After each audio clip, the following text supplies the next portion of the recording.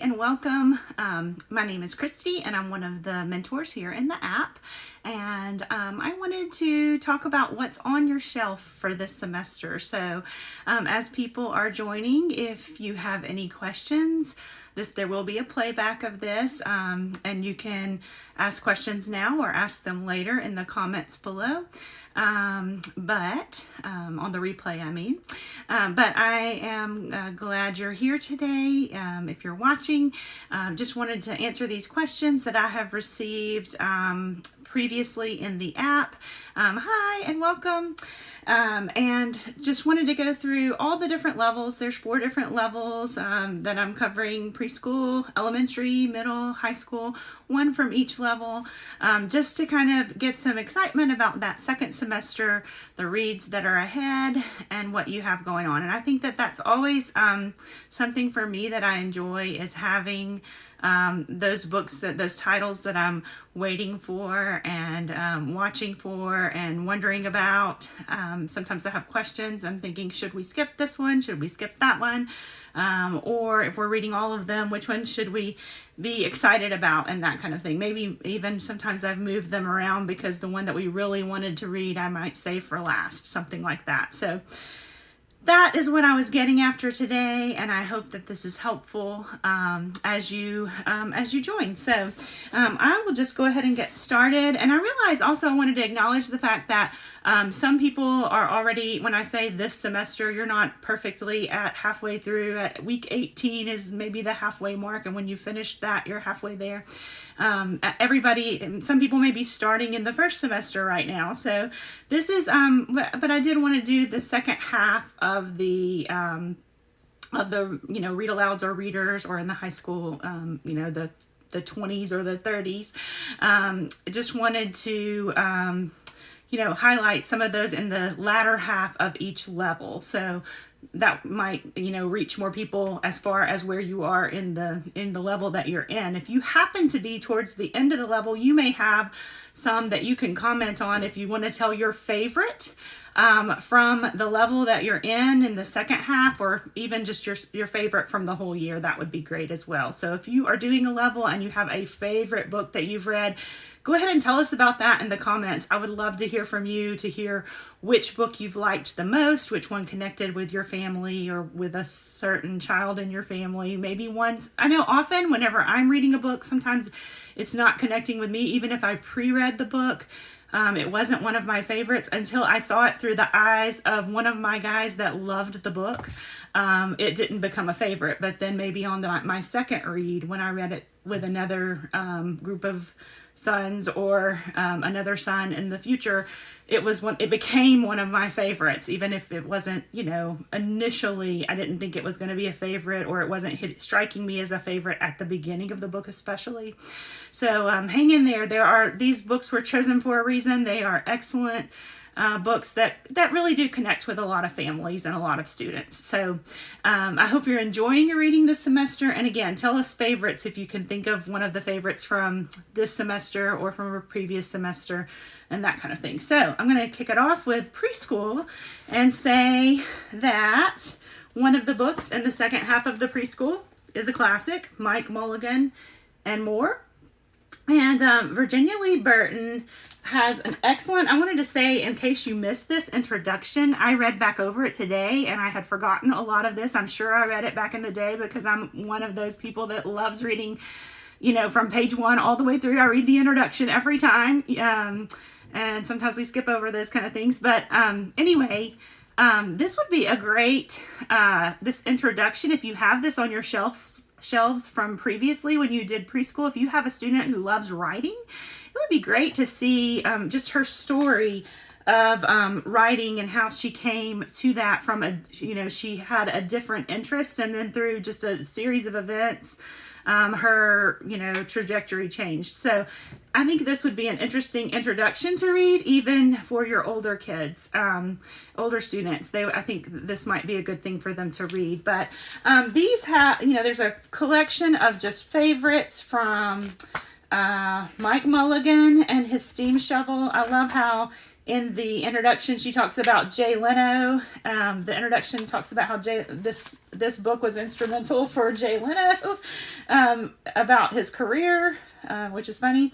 And then The Little House is the next one. I think The Little House was my very favorite, just starting pre-kindergarten, and so excited to hear about the read-alouds and begin them. Yes, they are excellent. The read-alouds, the readers, for later, as your children get to that point.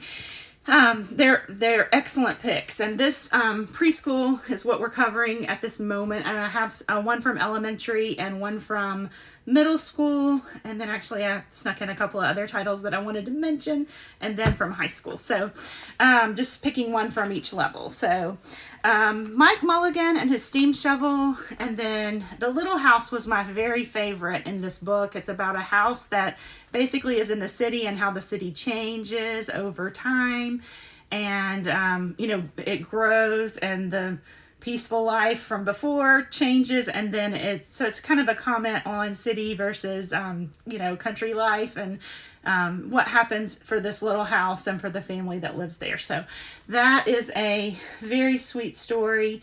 Katie and the Big Snow is another. I don't know what it's like in your area right now. If I had preschoolers, we might want to skip this one at the moment because we have snow. I think it's coming down right now, and we've been snowed in since Monday. And our streets are bad. Finished handwriting without tears and added art and piano to take its place. Still learning of rhythm, and that works for us, but it's been fun. That's awesome. If any of you have favorites that you've read so far this year, share with everyone. Share what level, if it's D or E or whatever level you're doing. Little House was one of my own childhood favorites. Yes, I love it. It's I think I still cry every time, at some point a little bit. And then Mabel and the Cable Car, and the pictures for these are just excellent. You can see just I love that she chose, when she was writing these books, she tells about how her children and then neighborhood kids would come in, and she would write, and if they didn't, she watched very carefully their responses, which I love doing. I don't know if you, when you're reading with your children, one of my very favorite things to do is when we're in this part of the book where they're all absorbed, is just to look around and take in their eyes, how connected they are with the story. I love that so much. And that's what she did. She watched for that. And if that didn't happen, she said it was back to the typewriter, and she changed the story until it was connecting with the kids. And so she, very much carefully looked for responses from her audience of children, and it has been impactful for generations of families. And so for decades, these have been classics. I wanted to also show another book from second semester from the preschool. McCloskey is another author, and the illustrations are amazing in this book. We are starting pre-K with 2 kiddos the next school year. Super excited. Awesome. I love, my guys did, I did pre-K with 3 of my guys. One of them was older. He was in 1st grade when we started. And so I did the pre-K level with 3 of my guys, and loved it. I did it more than once. I think I did it twice, because I did that level with 2 together, and then one that I did on his own. So, but yes, the McCloskey book, Make Way for McCloskey. This is another one that just the stories are great, and then just the illustrations are phenomenal. So definitely a lot of classics in that level. So the next level is elementary.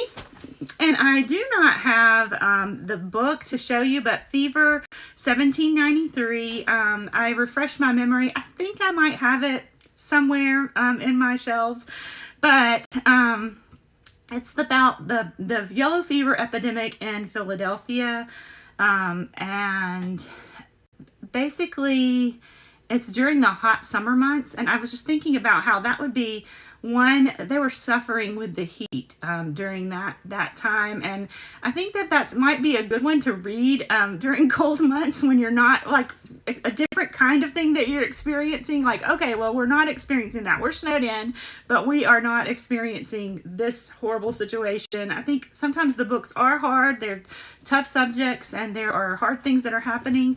And I think sometimes I don't know. I don't know whether you like to read a book if it's taking place in the dead of winter, if you'd rather read it in the dead of winter or not.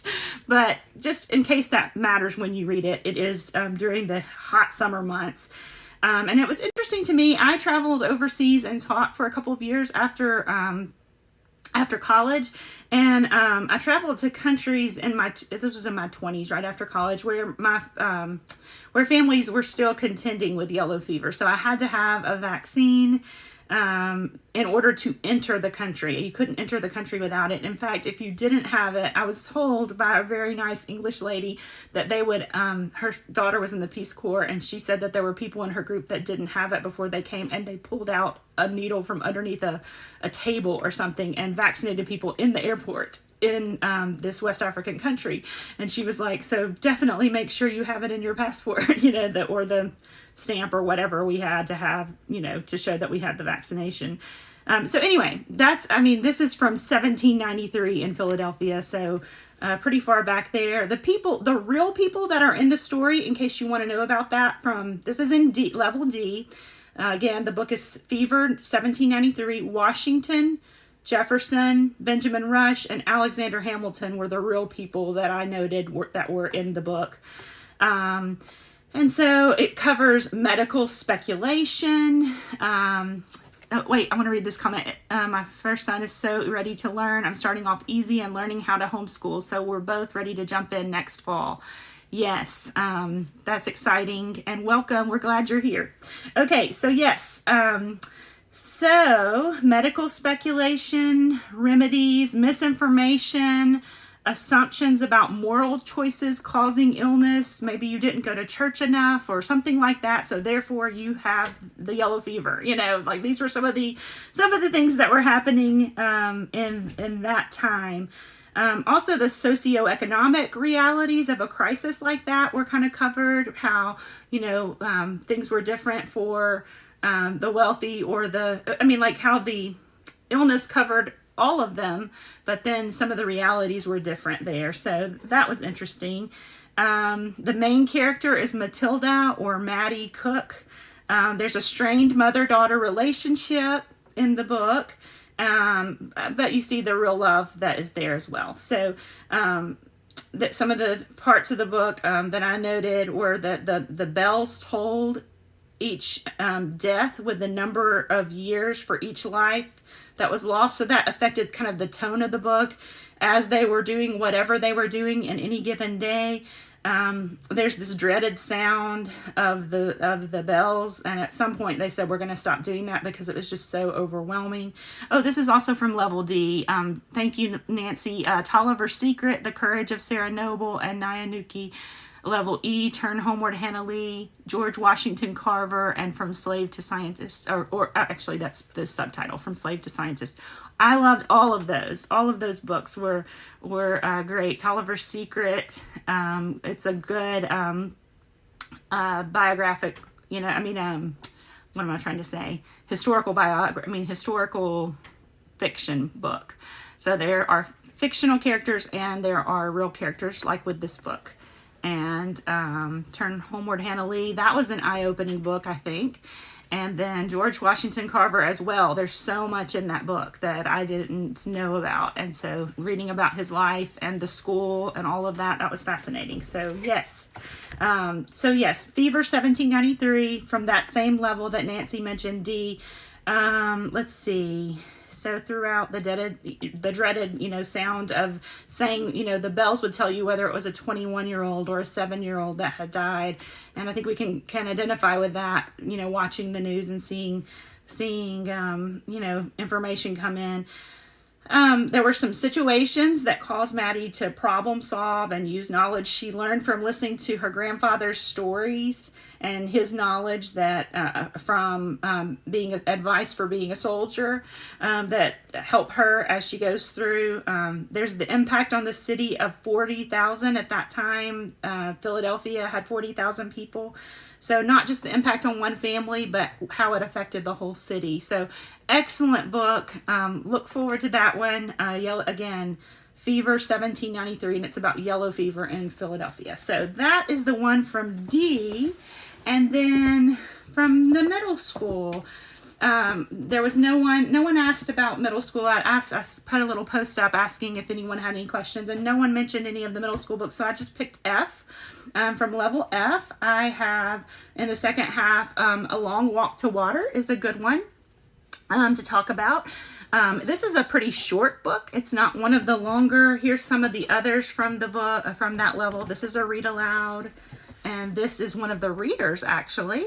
And it might be recommended to read as a read aloud. I can't remember if this is one that is recommended that way in the IG still or not, in the instructor's guide. But A Long Walk to Water is a read aloud. And this book takes place in Sudan. There's 2 young people and there are 2 stories, and it goes back and forth to each of these.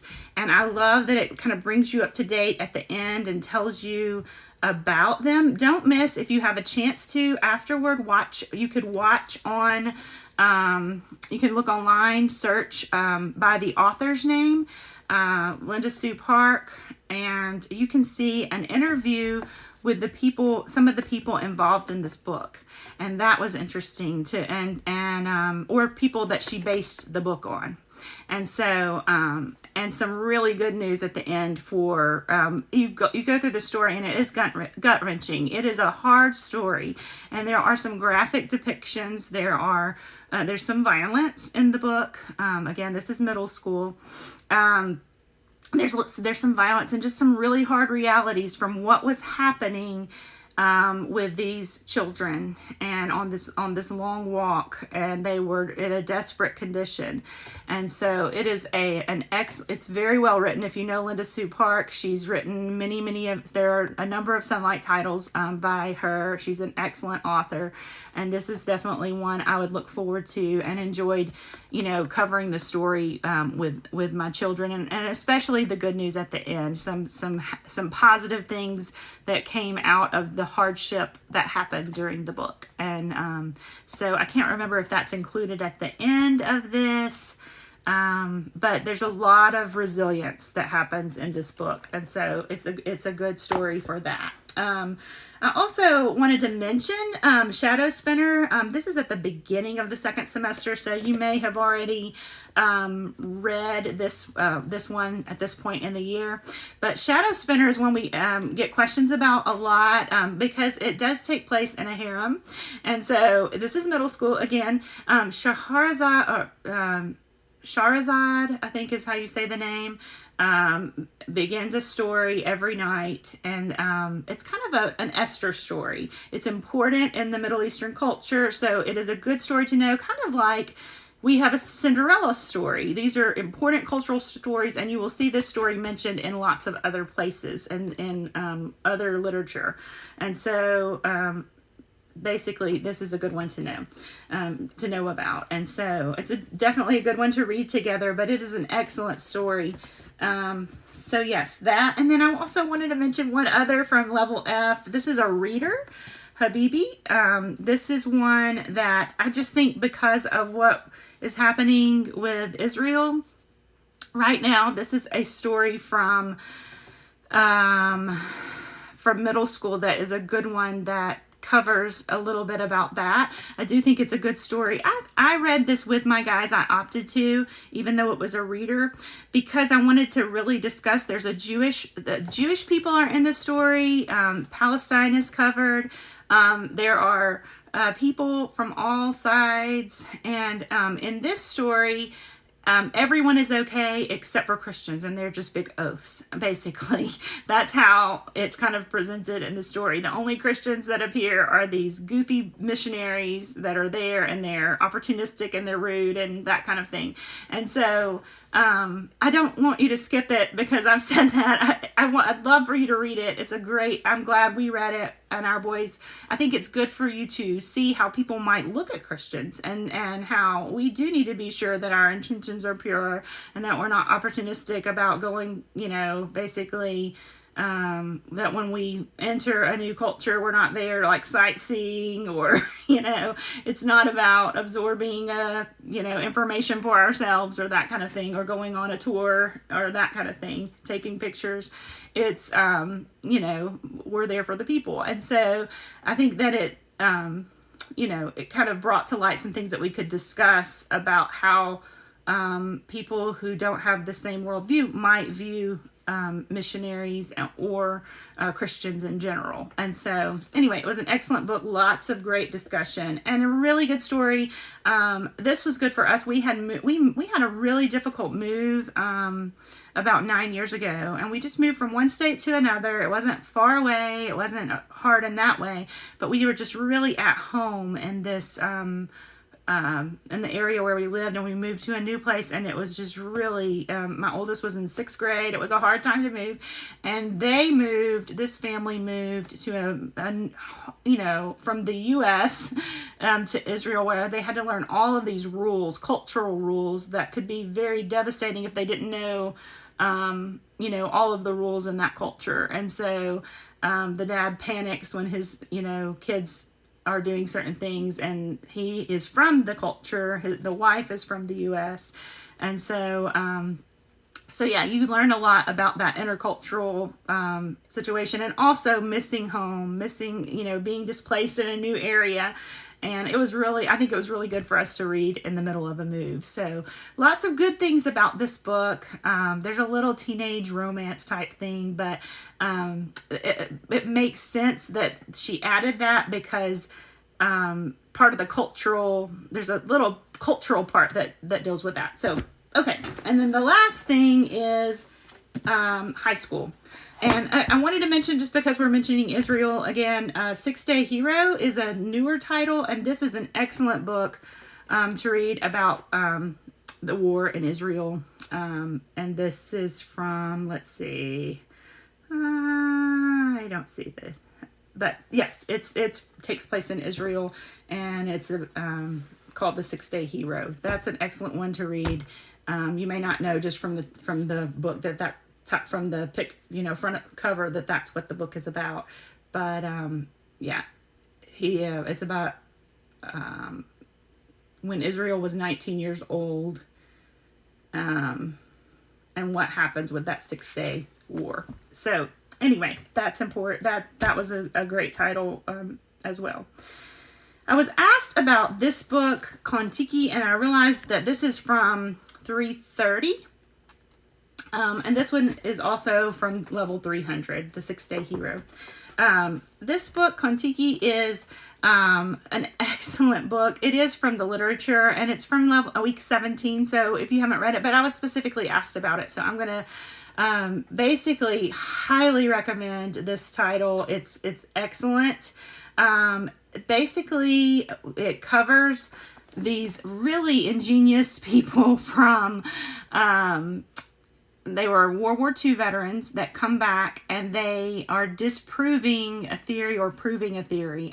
They're basically, it has to do with, the origin of people coming to the U.S. for the first time. So they're doing a little experiment on that. They use all of this information to come up with this raft.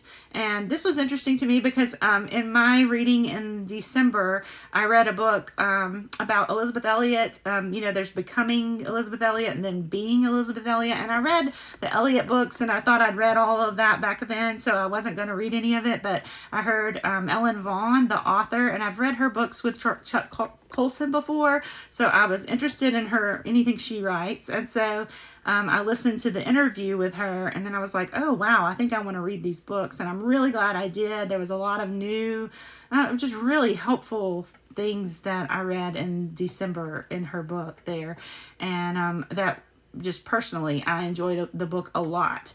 And so anyway, in that book, she touches on, she's got Elliot's journals from through the years, and she had some basically information about people building rafts there in Ecuador. And it reminded me of this book that touches on that. So these are World War II heroes that come home. Thor Heyerdahl is the author.